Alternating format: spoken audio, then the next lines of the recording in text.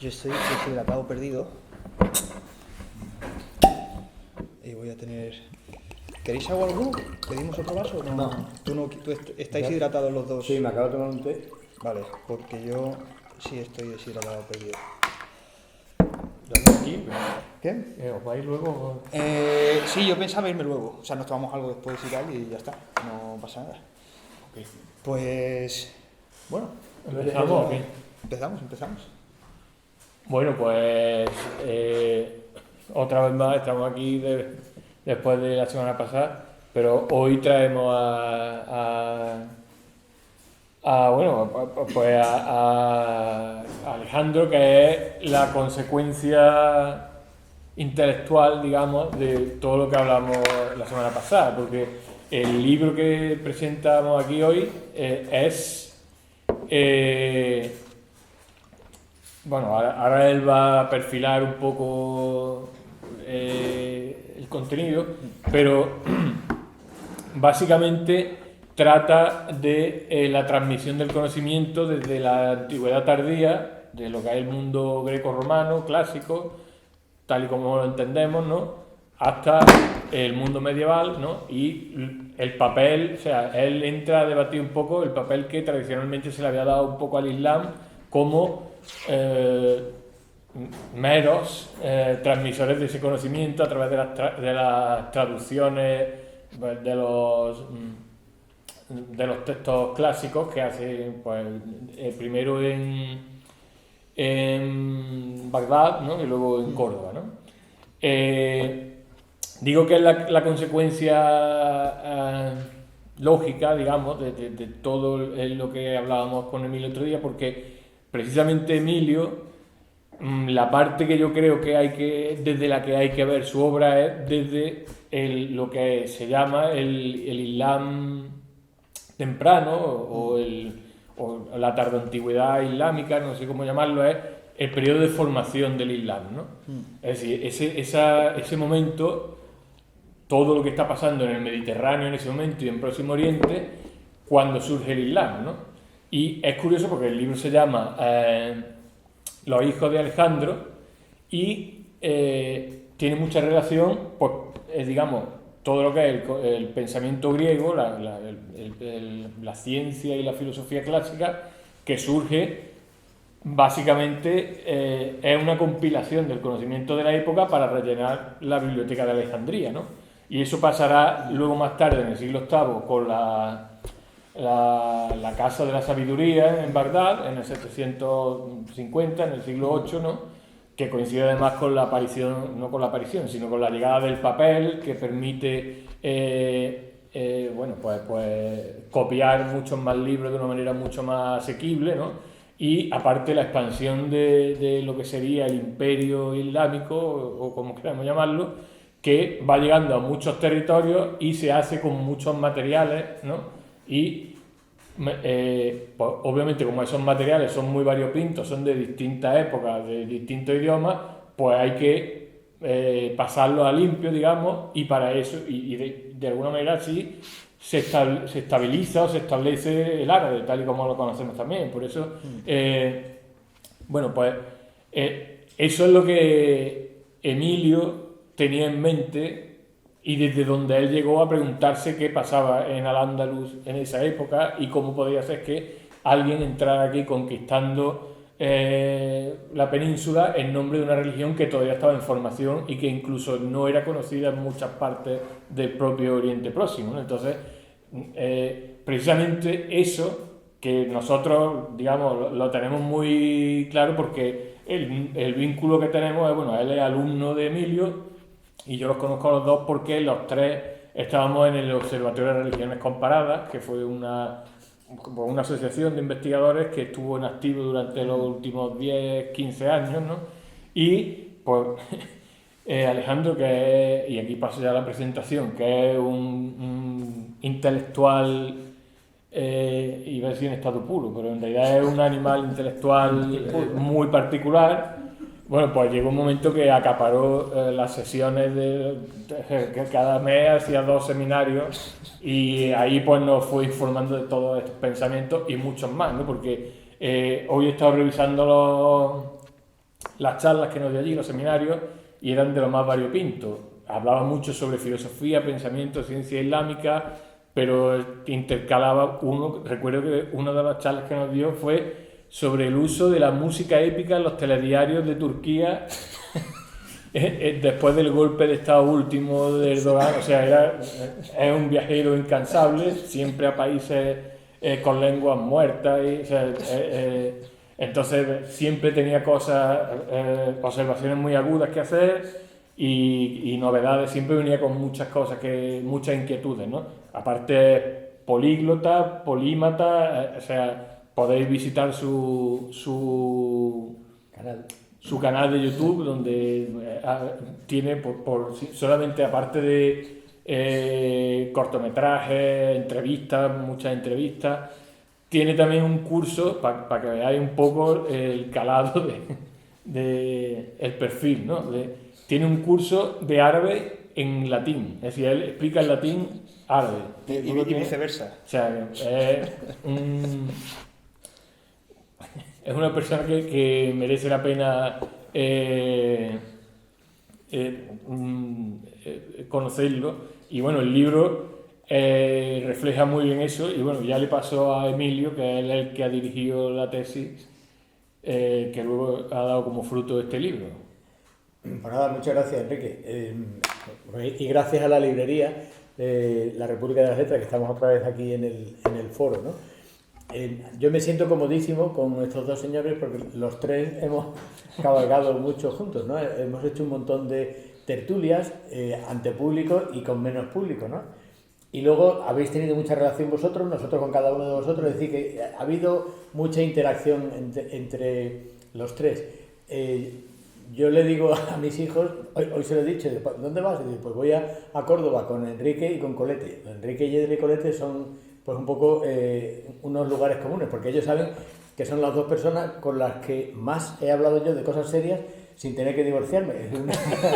Porque las únicas personas de verdad que han seguido aquí al lado de mi vida y manteniendo siempre el listón alto intelectual. Alejandro Colete yo lo conocí en clase de árabe.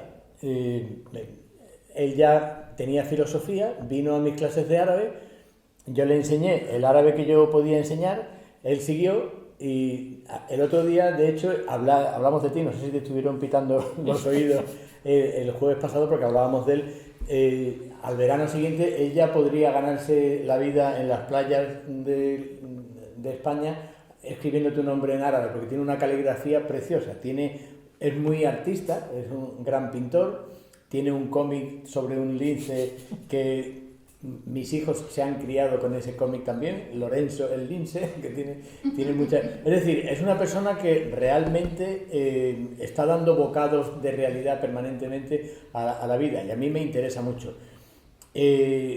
No es un hombre académico, debería ser la academia alejandrina y acercarse a él, pero no se produce. Él es una persona que, si de mí dependiera, yo siempre he dicho que si yo en algún momento fuera multimillonario, no sé por qué razón iba a serlo, pero si lo fuera en cualquier momento, yo montaría una universidad para ellos dos y ya que se las aviaran, ¿no? No hacía falta que se matriculara nadie, simplemente que ellos estuvieran dando clases, ¿no? Porque verdaderamente hay un saber ahí condensado dando vueltas interesante. Cuando yo codirigí la tesis de Alejandro, yo la leí con sumo interés y luego me di cuenta de que la gente en el tribunal, se está grabando, imagino, ¿no? Sí. Bueno, pues de 5 solo se habían leído 2. Eso me di cuenta en cuanto empezaron a hablar, ¿no? En la tesis hay un apartado al principio y que está permanentemente dando vueltas en este libro, que es la tesis en 100 palabras, es un capítulo, y entonces en un párrafo de 100 palabras está la tesis, y luego inmediatamente después pone la tesis en, creo recordar, 586 palabras. De tal manera que si no tienes tiempo para los 586, te puedes leer la tesis en 100. Yo decía de broma en la comida a quien me quiso escuchar que sí había leído la tesis, que podían haberse leído por lo menos el de 586, pero es que se leyeron el de 100, la mayor parte de la gente. ¿Qué es lo que no se leyeron en este trabajo? Que fue una gran tesis doctoral, no la presentó, simplemente la tiró allí en medio y fue un acto de presentación muy atípico, pero desde luego obtuvo el grado de doctor, y esa tesis es condensada este libro. Es un libro denso, es un libro que verdaderamente hay que tener ganas de saber, no hay que tener ganas de leer, porque lo vas a poder leer bien, pero hay que tenerlo como cuando la gente ve la película en la segunda pantalla, está viendo una película de historia, paras y dices, entonces ¿quién era este tío? Entonces ¿quién era esto? Pero entonces ¿qué año fue esta batalla? Es decir, es un libro que tiene una idea fundamental dando vueltas, a la que me voy a remitir ahora, pero también tiene muchas referencias posibles. Por lo tanto, para mí es lo interesante de una obra, que es en un lago, tiras la piedra y se están formando una serie de ondas concéntricas que van a ir abarcando todo un espectro. El otro día decía de broma que cuando me fuiste a entregar la tesis me dijiste que me estabas llevando a la contraria. Y de alguna forma me estaba llevando a la contraria, pero me estaba ayudando a comprender lo que yo entiendo de la historia del Islam, porque yo siempre estaba mirando la historia del Islam desde el Islam, y él se pone a mirar la historia del Islam desde antes del Islam, ¿no? Yo siempre digo que el Islam no pudo hacer nada antes del año 800 porque lo que se estaba haciendo era el Islam.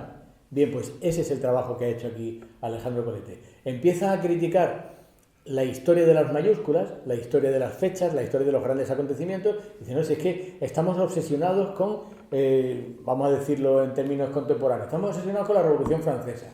Parece que hasta la Revolución Francesa no ocurrió nada en Europa y desde entonces es todo lo que ha ocurrido. Bueno, la Revolución Francesa es causa de algo, pero también es el efecto de mucho anterior.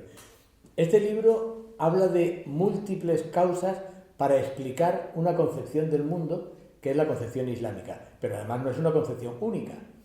Él parte de dos autores que son, por un lado, Kuhn, el padre, digamos, de la interpretación de los paradigmas. En cada forma, en cada visión del mundo hay un paradigma. Nosotros entendemos el mundo linealmente porque estamos impregnados del monoteísmo, o si queremos de aqueísmo, porque probablemente tiene un origen griego previo, pero antes de aquello los griegos tenían un sentido circular de la historia. Bien, pues sentido circular frente a sentido lineal serían paradigmas, pero luego él habla de las concepciones de Wittgenstein, porque en cada época también hay una forma de entender el mundo desde dentro con unas herramientas concretas. En una conversación con Enrique hace muchos años, cuando yo estaba escribiendo un libro sobre religiones comparadas, él me decía, y yo lo he utilizado mucho en clase, que hay religiones que mantienen un léxico diferente, pero la gramática es la misma. Es decir, te das cuenta de que lo que estás diciéndome con una palabra diferente, con una interpretación diferente, con un público diferente, en realidad estás siguiendo la misma gramática anterior.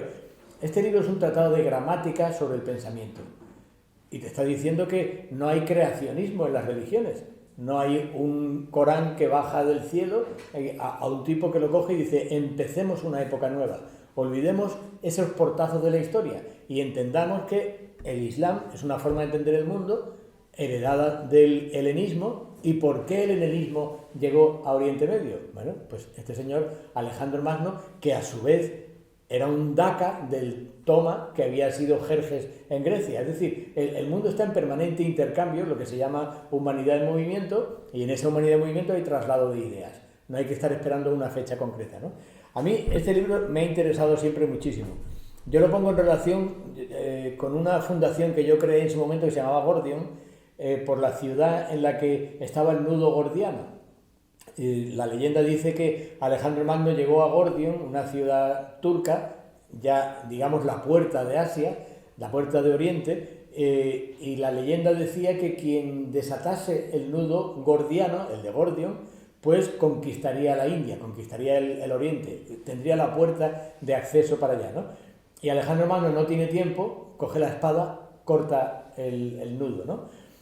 Yo entiendo que la mayor parte de Occidente comprende el mundo oriental y el mundo de las religiones precisamente a golpe de espada. Cortas porque no tienes tiempo de desenredar, de desatar el nudo. Bien, Alejandro Colete, Alejandro II, desata el nudo que Alejandro I cortó. Pero es que además te explica por qué no tenía tiempo, por qué estaba a caballo en la historia. Por lo tanto, es un libro que ahora él va a pasar a plantearlo desde dentro, Es un libro que nos ayuda a entender que la historia es continuidad, no discontinuidad, ¿no? Por tanto, yo siempre que él me diga voy a estar presentándoselo porque me interesa mucho la difusión de estas ideas. Y puesto que nuestra universidad no está organizada para que lo interesante entre, sino precisamente para todo lo contrario, no son fuerzas centrípetas, sino centrífugas, tenemos una centrifugadora para echar a todo aquel que tenga interés. Este libro, que nació en la universidad, no está en la universidad porque él no está. En algún momento, como va a haber universidades en cada pueblo, en algún momento por estadística caerá en alguna universidad, pero debería haber estado ya en una central, ¿no?, en toda España, ¿no? Así que le cedo a él la palabra para que explique el porqué y el cómo. Bueno, en primer lugar, muy agradecido de estar... Bueno, primero agradecido por los presentadores que tengo, porque yo creo que no me han tirado más piropos en mi vida. O sea, esto es espectacular. Segundo, muy agradecido a la librería, porque a veces cuesta encontrar espacio y aquí ha estado la disponibilidad abierta y, en fin, que estoy muy contento porque además el espacio es precioso, la librería es muy chula. Entonces, bueno, eso de agradecimientos, pero... Volviendo un poco a lo del libro, que tú explicabas el cómo, ¿no? El cómo del libro. Y el cómo del libro es complicado de explicar porque si alguno ha leído a Wittgenstein alguna vez, al principio del Tractatus hay una línea, en el prólogo del Tractatus dice que realmente nadie va a poder entender ese libro a no ser que haya pensado él mismo las cosas que él ha pensado, que se haya planteado las preguntas que él se ha pensado, ¿no? Entonces, de alguna manera siento que este libro hay un aspecto de eso que queda, porque si uno quiere entender la historia de la manera que siempre se ha entendido, este libro es completamente ininteligible. Y no va a servir absolutamente para nada, y es una pérdida de tiempo. Es precisamente si uno, como decía él, si uno no quiere entender la historia con estos portazos que decías tú, y uno está abierto a entender la historia de otra manera, que es mucho más fluida, pero mucho más compleja de entender, que es el problema, que nosotros muchas veces queremos una narración de la historia que tenga personajes claros y que sea A, B, C con estos personajes y que todo sucede porque estos personajes hacen esto, esto y lo esto, ¿no? Y entonces hay una fórmula muy clara de causa y efecto que es sencilla de entender. Y precisamente lo que yo quería hacer es todo lo contrario. O sea, yo quiero marearte la cabeza. O sea, es un libro que está expresamente hecho para marear la cabeza y dejarla tuerta perdida. Porque lo que quiero precisamente es enseñar todas esas complejidades que nos perdemos muchas veces y que yo siento que me he perdido cuando a mí me han explicado la historia. De alguna manera este libro es el resultado de... A mí me explican el Islam medieval y el Islam en general. Yo, como soy alumno de filosofía, para mí, yo empecé este trabajo en filosofía y entonces, claro, para mí lo primero que yo recibí del Islam realmente fue una historia del pensamiento islámico, que es la historia que te dan en la universidad. Ya está. Pero...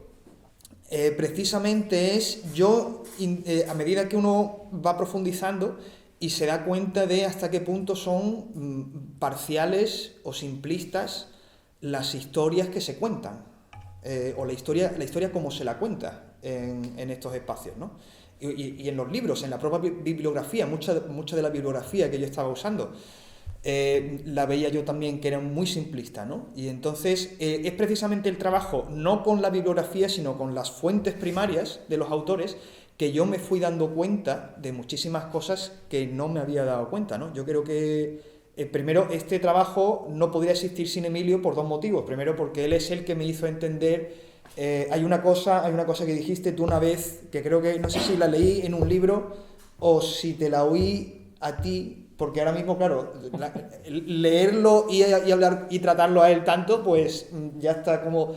Pero hay un momento que dijiste, la gente toma el Islam como causa de muchas cosas, cuando el Islam es una consecuencia de otras cosas, ¿no? Jamás se me había pasado por la cabeza, y entonces eso fue lo que me hizo replantear todo esto, ¿no? Y precisamente fue simultáneamente estaba conociendo a Emilio y estaba leyendo a Spengler. fue una cosa que sucedió más o menos al mismo tiempo. De hecho, te recomendé a Spengler poco después de conocerte porque justo lo acababa de leer. Fue un flechazo. Flechazo total. Y tampoco habría sido posible, la otra razón por la que esto no habría sido posible sin Emilio es porque sin haber estudiado árabe es imposible haber hecho esta tesis. Y nadie enseña árabe. Bueno, yo creo que Emilio tendría que ser... ojalá Emilio hablase todas las lenguas para que Emilio me pudiese a mí enseñar todas las lenguas. Porque recuerdo, o sea, al poco de empezar la tesis me dice, Alejandro, tenemos que quedar para que te enseñe árabe. Voy a enseñarte la gramática árabe en 2 horas. Soy así con el teléfono y digo, total, vamos a una cafetería, era una librería cafetería caótica que ya está cerrada allí en Sevilla. Nos sentamos, era una mañana de invierno así, y efectivamente, 2 horas después, Emilio me había enseñado la gramática árabe. O sea, todo lo que he hecho en mi vida con el árabe después ha sido aprender vocabulario. Yo no he vuelto a estudiar gramática árabe después de las 2 horas lo digo muy en serio. O sea, ojalá Emilio pudiese enseñarme griego, pudiese enseñarme todo, porque sería el mejor maestro de latín, por lo menos. Y volviendo a lo de las fuentes primarias, que es un poco la razón por la que mencionaba esto, es que en el uso del lenguaje, y esto al final no es solamente, no creo que sea primariamente un libro de filosofía islámica o de historia de la filosofía, de historia del Islam. Yo creo que es un libro que va sobre el lenguaje humano, y es un análisis, digamos, que lo que utilizo para hablar del lenguaje humano y de cómo el lenguaje construye nuestras realidades internas, y digamos, el caso que utilizo para hablar de eso es el pensamiento islámico. Pero yo creo que es un libro de filosofía antes que ser un libro de historia, ¿no? Pero al final yo creo que el sentido, digamos, del libro es puramente filosófico, y el cómo ha surgido es una pregunta filosófica al final, ¿no? Es cómo el lenguaje nos atrapa de alguna manera, y el lenguaje nos engaña muchas veces, el lenguaje nos posibilita cosas, igual que nos posibilita cosas, nos impide ver otras, ¿no? Y precisamente es estudiando muchos idiomas, las personas que sean políglotas lo sabrán, porque lo tendrán muy interiorizado, que los idiomas son ventanas, y cada ventana te da una perspectiva diferente del paisaje, ¿no? Y esa realidad no se habría podido manifestar de ninguna manera si yo no hubiese sido el políglota, si no me hubiese interesado por las fuentes primarias, y si yo no hubiese leído todas las cosas que leí, pues en su griego original, en su latín original o en su árabe original, ¿no? Que es una pena en este caso la edición, porque se han amputado los textos que estaban en árabe, están solamente las traducciones. Yo recomiendo, si alguno de vosotros habla alguna de las lenguas que están aquí, que ahí está el griego, hay textos en griego, en latín y en árabe, que os recomiendo que, si tenéis posibilidad, que miréis los textos en esos idiomas, y que lo veáis por vosotros mismos también, ¿no? Porque es precisamente lo más fascinante, creo yo, el uso de los idiomas. Yo hay una cosa que quiero destacar al hilo de lo de la lengua. Hay una famosa tesis en filosofía del lenguaje, que es la de Sapir-Whorf, según la cual aprender una nueva lengua te mete en un universo diferente. Si habéis visto la película The Arrival, La Llegada, hay una forma de entender al otro en tanto que alteridad completa, en tanto que otro idioma, y en la medida en que empiezas a entender a la otra persona, al otro idioma, empiezas a entender su mundo. En la película tiene un matiz interesante, y es que es un idioma circular, pero porque la forma del tiempo es circular, pasado y presente convergen. Los lingüistas rechazan eso. Y yo estoy con Alejandro, que hay una forma de entender el mundo que tiene que ver con el idioma, ¿no? Lo mismo que yo he oído en Alemania con respecto al pensamiento europeo, lo he oído de clasicistas, serían clasicistas los que trabajan en las lenguas clásicas, bueno, especialistas en lenguas clásicas, sí, con respecto al griego y al latín, y lo he oído en Irán con respecto al farsi. Son 4 idiomas, latín, griego, farsi y alemán, en los cuales el verbo está al final. Al estar el verbo al final, dicen ellos, son idiomas para la filosofía, porque tienes que hablar y tienes que especificar lo que estás diciendo justo con el final. Si yo digo, tu madre mala pécora es no, tengo que esperar la frase hasta el final, y así se construye el alemán, se construye el persa, se construye el latín y se construye el griego. Sin embargo, en español, nosotros decimos, yo creo, ¿cómo que crees? ¿Será que piensas? ¿Será que...? Ya no nos deja, ya no hay un objeto directo, ¿no? O sea, yo siempre digo a mis hijos, porque mis hijos son hijos míos, ¿vale? Pero también es de su tiempo, ¿no? En su tiempo de memes y de reels y de pequeños vídeos, dice, papá, los peros son siempre reductores, ¿eh? Y digo, ¿por qué? Pero dice, si dices yo no soy racista, pero es que eres racista, es que no sé cómo. Y digo, vamos a ver, dejadme que termine la frase. Yo no soy racista, pero soy pederasta. A ver qué significa eso. Es un reductor. Es decir, tenemos que intentar hacerle ver a la gente que te deje expresarse completamente. Hay que ser griegos para entender el mundo, farsis, hay que ser latinos, hay que ser alemanes. Este libro es una forma de entender el mundo desde una serie de idiomas. Yo creo que lo que tú dices de Wittgenstein y las concepciones tiene que ver con todo esto, ¿no? Es imposible que uno entienda los monoteísmos si no entiende el calor que hace en Oriente Medio. Tú no puedes comprender que el paraíso esté fresquito y el infierno esté caliente si no estás en Oriente Medio durante un cuarto de hora, por lo menos, ¿no? Es decir, en Laponia no habría salido nunca el cristianismo. Si en Laponia le dice, cuidado, pues si pecáis vais al infierno, aquello es Sodoma y Gomorra en media hora, porque evidentemente la gente lo que quiere es calor. Por lo tanto, la forma de entender el mundo es la que crea la religión. No la religión es la forma de entender el mundo. Y esa es la continuidad que a mí me interesa en este libro. Por eso es tan importante filosóficamente. Cuando yo lo conocí y me habló de Oswald Spengler y la decadencia de Occidente, yo no había accedido nunca a Spengler y él me lo facilitó y de hecho me lo explicó y luego ya lo pude leer con más interés y me di cuenta de que lo que él me explicó aquel día sobre Spengler, hoy por hoy está en este libro. ¿Qué es la decadencia de Occidente? Es una forma de entender que todo va a menos. Es el libro de Gibbon, The Decline and Fall of the Roman Empire, el declive y la caída del Imperio Romano, ¿no?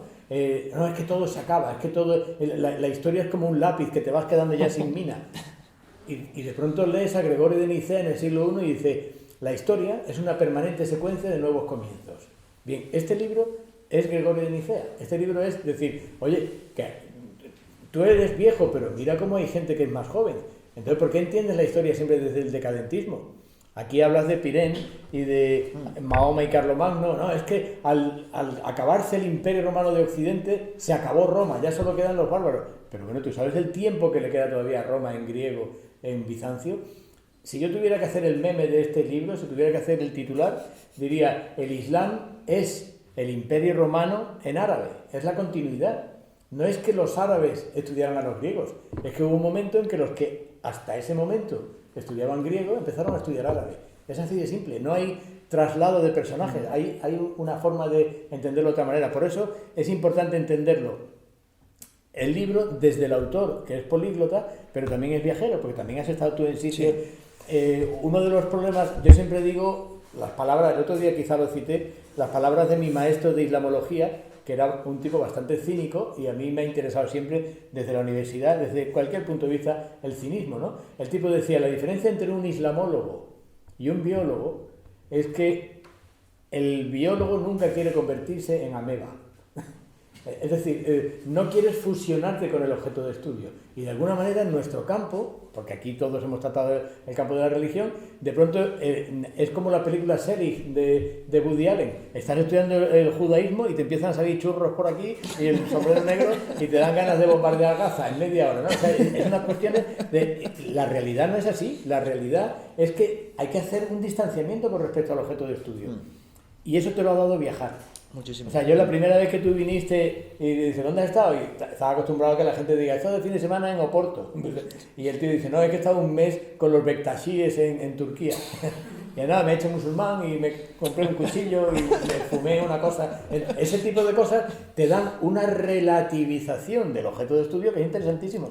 Y cuando alguien te dice, no, como soy musulmán no puedo beber, dices, joder, pues yo me he emborrachado con todos los Bektasíes porque como ellos son los musulmanes de verdad y ya lo llevan dentro, no hacen falta comportarse porque lo traen dentro. Ya puedes beber lo que quieras, como Obélix que se cayó a la caldera de chico, ¿no? Es decir, hay que distanciarse del objeto de estudio, hay que relativizarlo. Y la única forma de relativizar es saber muchos idiomas, viajar mucho y leer mucho. Y este libro es la consecuencia de lo que tú has estado construyendo todo este tiempo, ¿no? Sí, no, yo creo que lo de viajar, de luego, a ver, obviamente recomendado lo de viajar, ¿no? Porque ¿cómo lo voy a desrecomendar, ¿no? Pero sí es verdad que precisamente ha sido un viaje también de acercarse y distanciarse de nuevo, ¿no? No sé, la gente, por ejemplo, que le gusta ir a los museos y que ve pinturas, es muy común el mirar la pintura, el cuadro que estés mirando, mirarlo varias veces desde diferentes, o sea, más cerca, más lejos, más cerca y más lejos, ¿no? Es un ejercicio común a la hora de mirar un cuadro. Y yo creo que precisamente eso es lo que uno debería hacer también, ¿no? Cuando está intentando comprender otras culturas, ¿no? Ese movimiento de acercarse y alejarse para intentar verla con toda la objetividad que podamos, porque al final estamos hablando de un libro que es académico, y entonces, bueno, académico entre comillas, porque es mío antes que ser académico, y eso pues con las consecuencias que tenga eso, pero que sí que por lo menos yo lo hago con toda la objetividad que me puedo permitir. O sea, que no soy un personaje objetivo, pero que hago lo que puedo dentro de eso, ¿no? Y entonces precisamente el tema de viajar y el tema de conocer los idiomas va por ahí. O sea, porque es al final querer acercarse, porque Emilio lo sabe, pero yo también lo sé y Enrique también, lo fácil que es convertirnos en amebas de lo que estamos estudiando, ¿no? Convertirnos precisamente en lo que estamos tratando de comprender. Y es un peligro bastante grande, ese momento de tener de transformarnos en lo que estamos estudiando, ¿no? Además es que eso explica la historia también. Es decir, hay un momento, no sé quién lo expresó así, a fuerza de hablar árabes se pensaron árabes, dice sí. En un momento determinado, no me acuerdo que era Serafín Fanjul o alguien criticando la arabización, ¿no? Claro, hay un momento en que tú en lugar de decir mis hijos, ya no dicen al fin y al cabo, dicen al final del día. Porque en inglés se dice at the end of the day, por al fin y al cabo. Y en las películas lo han traducido ya, transliterado. Poco a poco tu mente se va transformando de una manera en que llegará un momento en que tu forma de entender el mundo te sitúe emocional, utópicamente, desde otro centro diferente, ¿no? Entonces, ¿qué hace Alejandro en este libro? Pues te está diciendo, no hay un gnomon único para entender el mundo. Te está diciendo, mira lo que está diciendo Al-Farabi, pero no pienses Al-Farabi como musulmán, no lo vistas de moro. Quítale el turbante a Al-Farabi y verás cómo te suena a griego. Bueno, quitarle el turbante al Farabi o ponle el turbante también al griego, claro, porque se parecían más de lo que creemos. Claro, yo creo que uno de los puntos clave, que eso lo ha sacado, o sea, el ejemplo venía muy bien, que es una cosa que lo menciona, yo no recuerdo esto, está en algún sitio de la bibliografía está esto, ¿no? Que decía básicamente que el hecho de que el pensamiento griego tardoantiguo se estuviese escribiendo en griego no significa que esa filosofía o ese pensamiento fuese griego, por decirlo así, ¿no? Es griego en la medida en que está escrito en griego, pero sigue realmente la concepción, digamos, antigua, clásica, digamos, de Platón, Aristóteles o lo que sea, ¿no? Precisamente el libro va de esa transformación lo que tú has dicho, no es que Al-Farabi es el señor del turbante, es que la gente en la antigüedad tardía ya tenía el turbante puesto. O sea, esa es la historia. Queremos ver el mundo clásico como una cosa que se extiende en Oriente, por ejemplo, pues hasta la llegada del Islam, sin ser conscientes de que ese mundo estaba ya viviendo dentro de una concepción y unas maneras de entender la vida que ya eran muy cercanas al Islam. O sea, y por eso, claro, el cambio de lengua, y que ahora, o sea, lo que tú has dicho, Al-Farabi, ¿no? Al-Farabi es un ejemplo perfecto porque Al-Farabi es neoplatonismo puro, ¿no? Entonces, ¿qué está más cercano de qué? ¿Es el neoplatonismo, es verdaderamente el neoplatonismo platónico o qué está más cerca? ¿Está más cerca Plotino de Platón o de Al-Farabi? Pues mi respuesta es que Plotino, o sea, Al-Farabi es la consecuencia natural de Plotino, aunque Plotino esté escrito en griego y no tuviese turbante. Es que ya casi no lo podemos imaginar con el turbante, ¿no? Porque ese mundo de la antigüedad tardía, que es lo que el capítulo magistral de esto, que yo creo que es lo mejor que he escrito yo en mi vida, y no creo que voy a escribir nunca nada mejor, que el capítulo 19, creo que es, de este libro, va precisamente de la antigüedad tardía, ¿no? Y va precisamente de cómo en la antigüedad tardía ya está prácticamente el Islam hecho.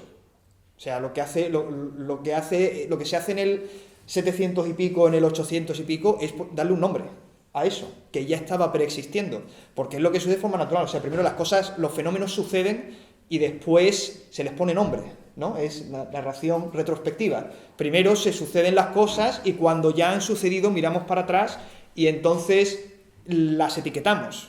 Pero las etiquetamos cuando ya han sucedido, no podemos etiquetarlas antes. Que es, Emilio, por ejemplo, claro, ¿quién entra aquí en el 711, ¿no? Si el Islam se está haciendo. Pues es que el Islam se estaba haciendo y se está haciendo pues yo diría que pues, la formación del sunismo como lo entendemos hasta los 800 y algo, yo creo que no podemos hablar de Islam propiamente dicho, ¿no? Y claro, pues todo ese momento, eso que se termina de cerrar en el 800 y pico, estaba ya sucediendo antes del siglo VII y del siglo VI. O sea, estaba ya en proceso de manufacturarse, de crearse. Estaba ya ahí el magma.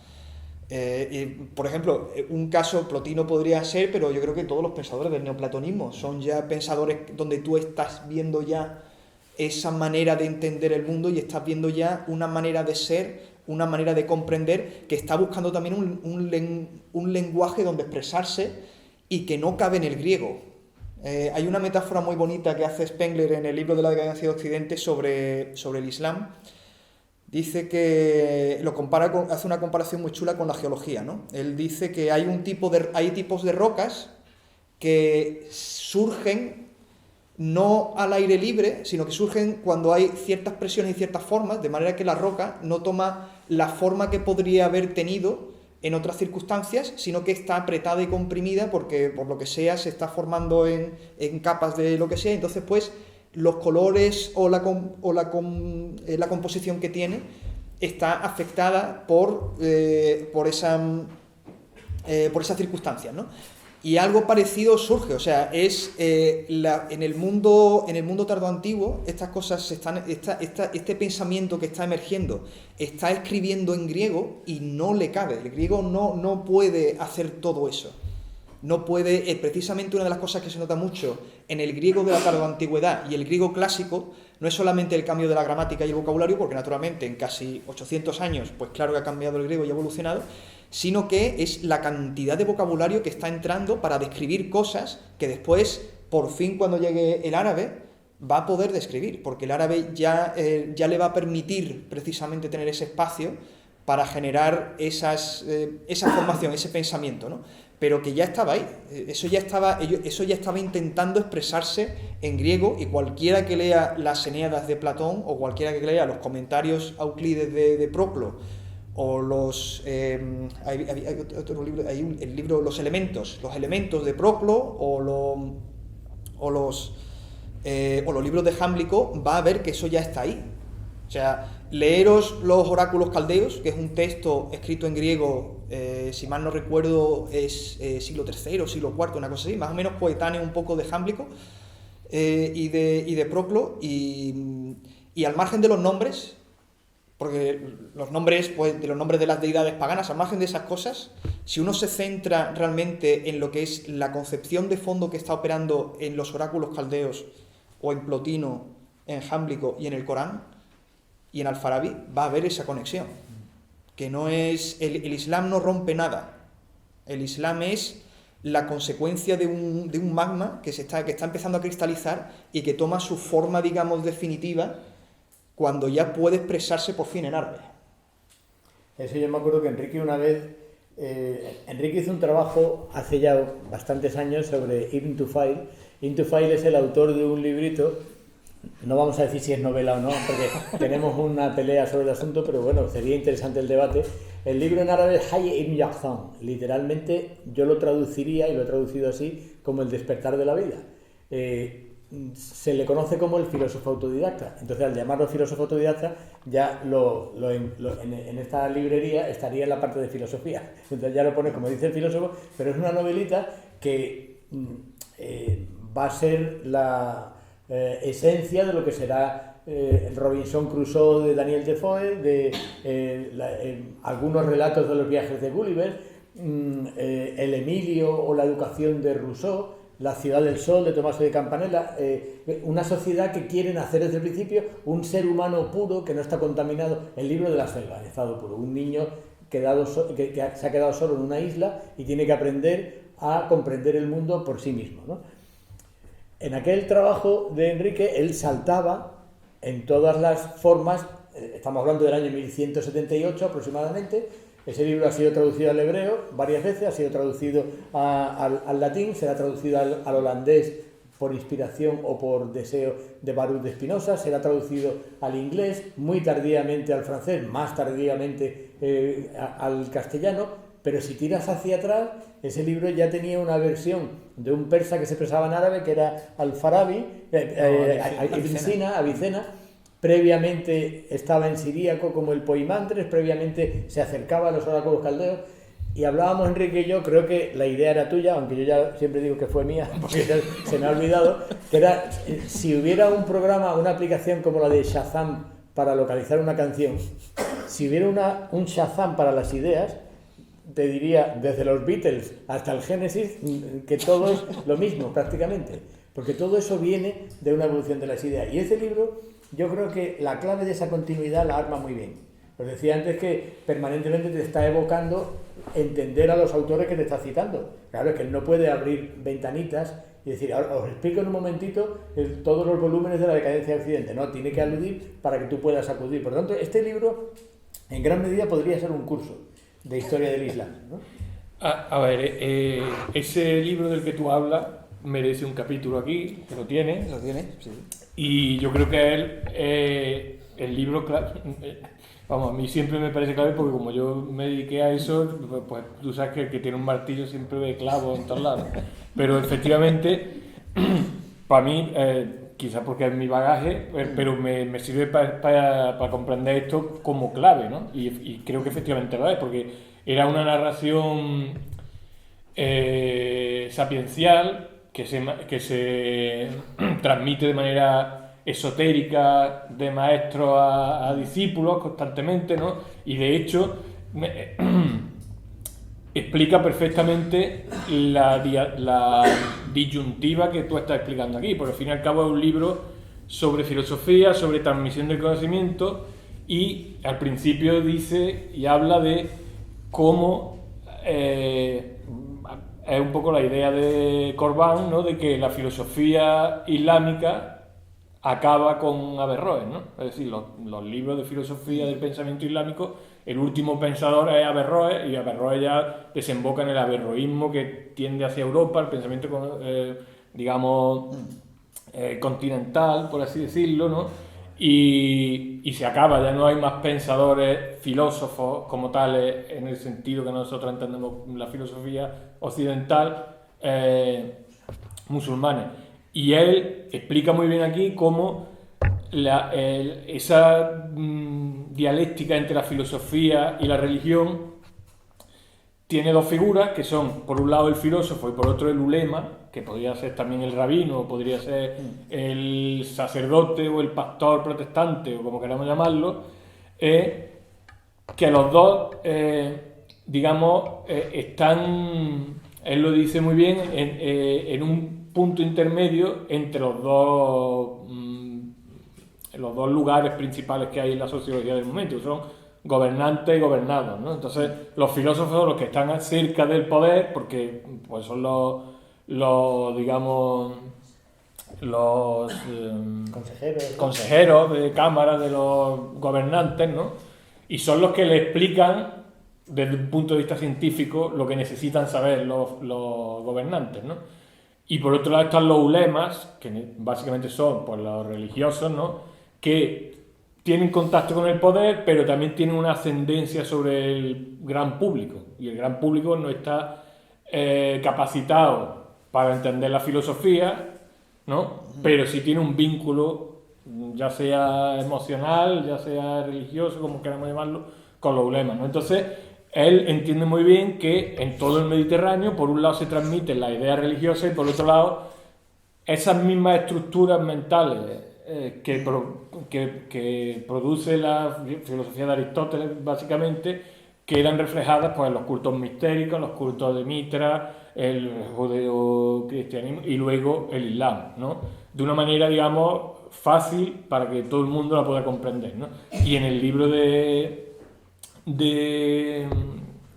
Haydn, el filósofo autodidacta, habla exactamente de eso, un niño que nace en mitad de una isla él solo y poco a poco, mediante la mera observación, él va observando a los animales y los imita y va aprendiendo. Es muy interesante porque va punto por punto desarrollando la filosofía de Aristóteles, o sea, hasta el punto de que llega a comprender que tiene que existir un motor inmóvil fuera del mundo que maneje todo, porque si no, no tiene sentido. Es decir, es un manual de filosofía aristotélica. O sea, yo de hecho creo que el uso que tenía de manera esotérica era enseñar y transmitir el pensamiento aristotélico de maestro a discípulo, ¿no? Pero es curioso porque ese niño, cuando ya llega a comprender todo el mundo de manera científica, porque lo que hace es la observación pura de la realidad y de ahí deduce racionalmente las cosas y llega a comprender cómo funciona el mundo hasta el punto de que disecciona un animal y llega a comprender cómo funciona el corazón, la respiración, todo. O sea, básicamente el conocimiento científico más sofisticado que había en ese momento lo alcanza por sí mismo mediante la pura deducción. Y luego llega de la isla de al lado, aparece allí, en la isla en la que él vivía, un monje, ¿sí? Un ulema o algo de que eso. podría ser un ulema o un religioso que viene exiliado de la isla porque era el hermano del rey de esa isla, ¿no?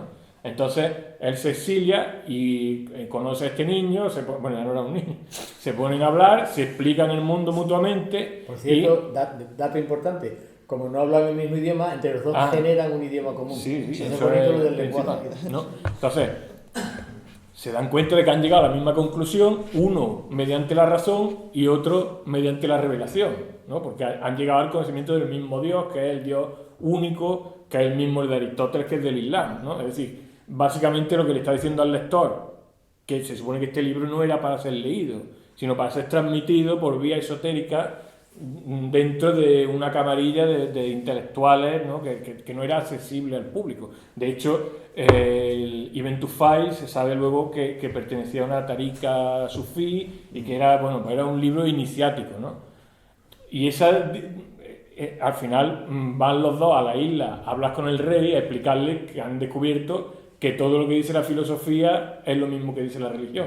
Y el rey les dice en un momento, me parece muy bien todo esto, pero yo tengo que dominar a mi pueblo y mi pueblo entiende mejor la religión que la filosofía. Es decir, reconoce que el arma para el gobernante, que es la religión, es indispensable para él, porque si tiene que ponerse a explicarle a todo el mundo que las cosas son así por cómo funciona el mundo, no llegaría nunca. Sin embargo, el sistema opresivo, si queremos decirlo así, de la religión le es muy útil, ¿no? Entonces al final acaban exiliados otra vez los dos, ¿no? Y se quedan con el mismo sistema. Eso yo creo que es básico porque lo que está explicando es una dinámica que se podría aplicar hoy en día también. en cualquier sociedad, en cualquier religión y de cualquier manera, ¿no? Y yo decía eso, siempre bromeamos con que Emilio tiene muchos seguidores, muchos más detractores, pero que nunca va a tener discípulos, ¿no? Porque sus ideas han sido muy contestadas y demás, pero en realidad creo que no, que este libro sería imposible si nosotros dos, sin él particularmente, no viniera del máster de religiones comparadas, en el que ya hemos aprendido a ver que esto no es un libro sobre el Islam, o si es un libro sobre el Islam, es sobre el Islam con minúscula, ¿no? O sea, de la cultura, de lo que es el dar al Islam, ¿no? La cultura del Mediterráneo en esa época que se expresa en árabe, ¿no?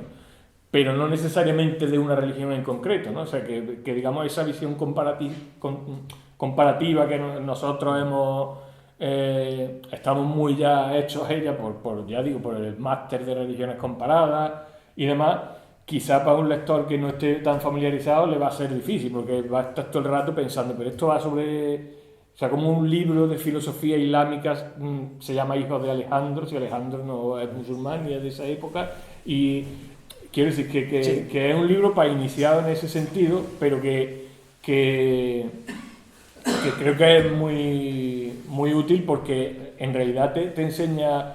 Yo siempre pienso que es una consecuencia directa del libro de Emilio de la angustia de Abraham. De hecho, una copia, tal cual. No, pero que creo que es bueno, y de Borderlines, Sí. Hay una cosa aquí, claro, él no podía no ponerlo. El pensamiento islámico tiene que poner pensamiento islámico porque necesitas decirle a la gente la referencia, la banderita de lo islámico. Pero yo, cuando hablo de pensamiento islámico a mis alumnos, les digo, el pensamiento islámico en países musulmanes, a lo mejor podemos hacer como cuando divides 100 entre 10, podemos quitar los ceros. Es decir, y les digo de broma, que es una paridad, pero tiene su ilustración, que la gente en China no come comida china, come comida, simplemente. Es decir, no dice, oye, vamos hoy a ir a un restaurante chino, no, dice, vamos a ir a un restaurante. Entonces, el pensamiento islámico, en dar al Islam se llamaba pensamiento. Pero claro, si tú dices aquí el pensamiento a través de sus concepciones, necesitas unos descriptores. Son los descriptores aquí limitadores, cuando dentro del libro son todo lo contrario, son aperturas, ¿no? Sí, no, me gusta mucho lo que ha salido precisamente de Ibn Tufail y de Hai Ben Yaqdhan, porque bueno, es un libro que trato aquí y se ve muy bien, por ejemplo, para hablar del tema de las concepciones, ¿no? Yo creo que si hay precisamente un libro donde se manifiesta quizá con plenitud la concepción precisamente del mundo islámico en todo su poder, yo creo que es Hai Ben Yaqdhan de Ibn Tufail y el libro del discípulo de Averroes, o sea, el discípulo de Ibn Tufail, que era Averroes, que es el tratado el Fasal Fisal al-Maqdad. Sí, el tratado, creo que la traducción era Tratado Definitivo de la Religión y la Filosofía o algo de eso. Son dos libros que precisamente los dos escritos aquí en Al-Ándalus y donde yo creo que se manifiesta de manera muy grande eso, ¿no? Que obviamente ese libro no es un libro islámico. Claro, porque claro. Lo que está diciendo básicamente es que tú puedes llegar, o sea, la revelación del Corán es la shahada, es lo que tú tienes que creer para ser musulmán. Entonces, decir que tú puedes llegar a ese mismo conocimiento mediante la mera observación racional de la naturaleza, pues es lo más hereje que puedes decir, ¿no? O sea, que obviamente no era un libro de consumo. Claro, no era un libro, no era un libro de... Y está cuestionando, que hay que saber ver claro, es un poco lo que decía, ¿no? Es ver las religiones desde un punto de vista histórico crítico y demás, ¿no? Que hace falta, es como un apercibimiento que tienes que tener a la hora de afrontar este libro y la época en la que se... De hecho, nosotros somos hijos de la obsesión, voy a decir norteamericana, pero es porque venía de las universidades norteamericanas, de los llamados cultural studies, los estudios culturales. Entonces, los Cultural Studies son como departamentos como este suelo. Aquí vamos a estudiar lo arapahoe, aquí lo musulmán, aquí lo judío, aquí lo finlandés. Entonces, cuando tú tratas el pensamiento judío en un libro de la historia de España, por ejemplo, y luego tratas el pensamiento islámico, estás haciendo lo que Borges decía en el cuento de las mariposas del emperador. Decía, el emperador de China tenía un montón de mariposas y contrató a un coleccionista, y el coleccionista hizo 3 cajas. En una puso las mariposas blancas, en otras las mariposas de color, y en el tercero puso las que le gustaban al emperador. Digo, no, ¿ahora qué haces? Tú no puedes establecer 3 categorías en las que una no es equivalente. Pensamiento islámico no es pensamiento musulmán. El pensamiento islámico es pensamiento. Y ya está. El pensamiento musulmán es dentro de la mezquita, el pensamiento judío, la sinagoga, el pensamiento cristiano es dentro de la iglesia. Pero uno no puede decir Nietzsche, gran pensador cristiano, simplemente porque nació en un entorno cristiano. Él no es un pensador cristiano, es un pensador. Por tanto, este libro va de pensadores que ocasionalmente se desarrollaron en Dar al-Islam, que era la época de apogeo de la civilización islámica. Pero ellos no están hablando de religión. Y el que hable de religión habla desde fuera, como objeto de estudio, ¿no? Sí, no, estaba pensando porque hay gente y no sé si hay preguntas. Sí, claro, yo es que cuando nosotros organizamos la visita, yo digo, o sea, van a venir 2 personas y estoy altamente sorprendido con la cantidad de gente. Y no sé si hay alguien que quiere hacer preguntas, por digamos, traer al público también y que el público participe también. Está muy gran debate. Pues yo quería preguntarte que cuando uno está estudiando, bueno, no es una pregunta profunda sobre vuestro tema para nada, pero cuando uno está estudiando, por ejemplo, lo que tú estás haciendo, temas tan complejos y temas tan difíciles para el público en general, y a lo mejor pues comparado con gente que escribe chorradas impresionantes, pues no tiene una repercusión, digamos, importante, ¿no? Eso, no sé, afecta mucho o realmente para vosotros decir, bueno, yo estoy estudiando esto y aunque haya un público bastante a lo mejor reducido que me vaya a poder seguir por motivos diferentes, ¿no? Pero ¿te afecta mucho eso o realmente ni te lo planteas? Bueno, habría 2 cosas ahí. Primero, mi tesis doctoral, bueno, que es un poco lo que yo he condensado aquí, yo la concebí siempre como un ensayo. O sea, para mí, de hecho, el estilo de escritura que tiene esto, para mí es ensayístico. O sea, yo no soy particularmente esotérico con el lenguaje aquí. De hecho, yo tenía en mente más un Ortega y Gasset a la hora de escribir, a la hora de seguir la tradición del ensayo español y no hacer un libro académico. Yo quería hacer un ensayo que tuviese la calidad literaria que podía tener un ensayo de Ortega, o en el caso, por ejemplo, mi gran filósofo favorito para mí es Hume. Para mí Hume es la unión perfecta entre contenido filosófico puesto en una prosa que es literaria, porque leer a Hume en inglés es placer, es placentero. Entonces yo he concebido esto siempre como un ensayo. Después, sí es verdad que entiendo que obviamente esto no es un bestseller, esto no es Todavía. Hay tiempo, pero no es problemático para mí, en el sentido de que yo entiendo que esto es una cosa que está limitada, y pese a mis mejores esfuerzos de que esto sea un libro que uno pueda leer y disfrutar sin tener que... a pesar de tener que a lo mejor consultar fechas y nombres y tal, yo entiendo que no tiene que ser popular, pero tiene que ser lo que tiene que ser. Yo creo que al final un autor tiene que ser honesto. O sea, uno tiene que escribir lo que piensa y como lo piensa. Y en todo caso, hacer lo posible con el lenguaje para transmitir de manera sencilla y clara lo que está diciendo. Y entonces pues eso es lo que yo intento. O sea, dentro del problema de que sé que no voy a alcanzar un gran público, pues por lo menos el público que lo lea, que lo disfrute. Al final yo lo que quiero es que se disfrute la lectura, que es la historia, que se disfrute el libro, que es el piropo más grande que me han dado. De las cinco personas que estuvieron en el tribunal, que solamente entendieron la tesis 2, de los otros 3 no sabemos muy bien qué leyeron.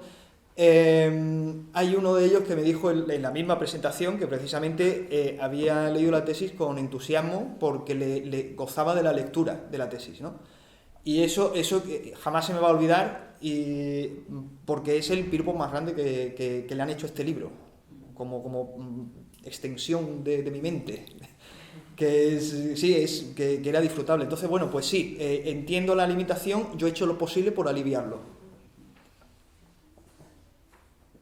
¿Alguna otra cosa por así del público que quiera participar? Aquí el tema del libro abarca un montón de siglos, o sea, que es un repaso, de alguna manera es una historia, bueno, pensamiento islámico, por respetar, digamos, el título, yo creo que como es una aproximación que yo no he visto nunca. Y por eso la he hecho yo, porque es algo que yo quería ver. Al final yo he escrito el libro que yo quería leer y que no he encontrado nunca. Yo llevaba años buscando este libro en la librería, no estaba escrito y lo he escrito yo y he rellenado ese hueco que yo quería encontrar, digamos, que yo creo que es el libro perfecto. Quentin Tarantino dice mucho que él hace las películas para él, o sea, que él quiere ver unas películas, esas películas no las hace nadie, entonces, bueno, pues si no las hace nadie, pues las tendré que hacer yo, y entonces él las hace y después las disfruta.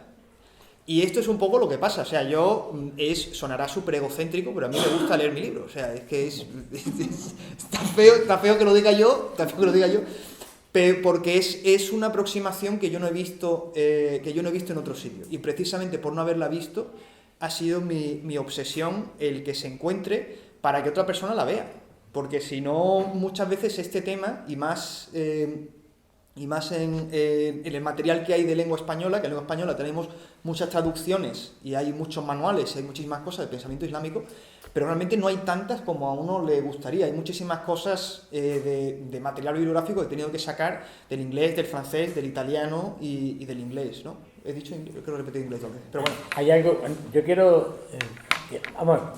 quiero proponeros que terminemos para que tú puedas firmar libros y es interesante, pero sí quería decir una cosa al hilo de lo que estabas contando. Este libro, como libro, es perfecto, el género es el suyo, es el ensayista. Cuando tuvo problemas fue en la tesis, porque en la tesis se prima que parezca inteligencia artificial, que no haya opinión, que no haya una postura, que no haya yo quería hacer y al final vi aquello, porque entonces parece que lo tenías previsto. Es decir, muy aséptico. Y este libro ya se metía en materia, en harina desde el primer momento.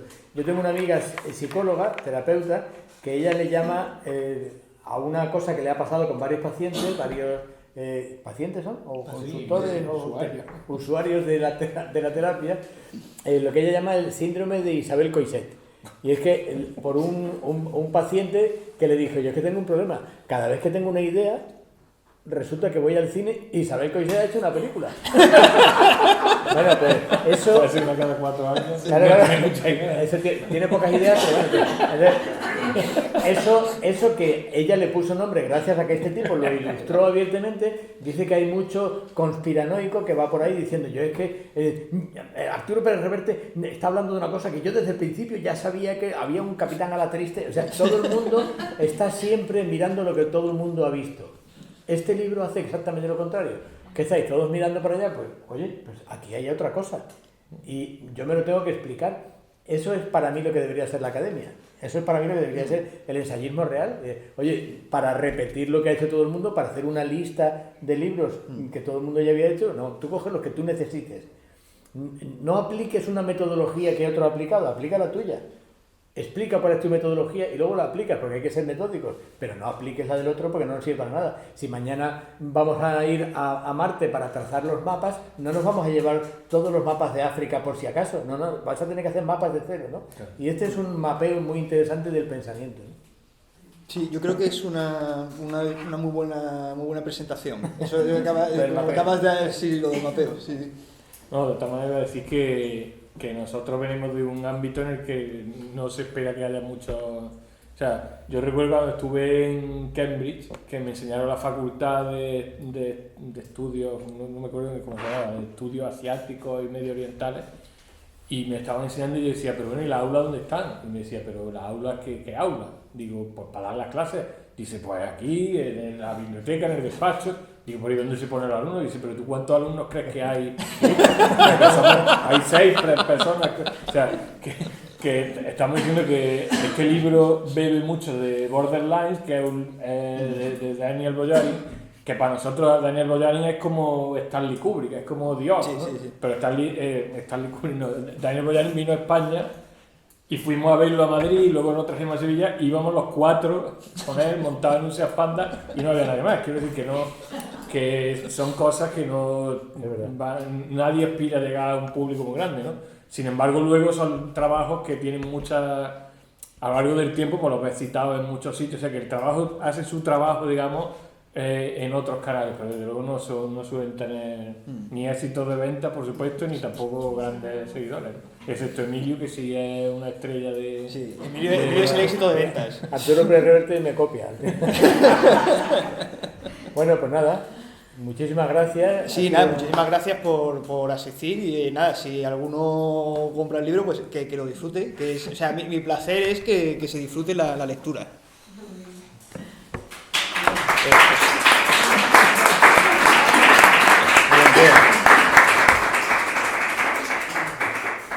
¿Te quedas aquí para firmar eso? Sí, me quedo aquí para firmar cositas.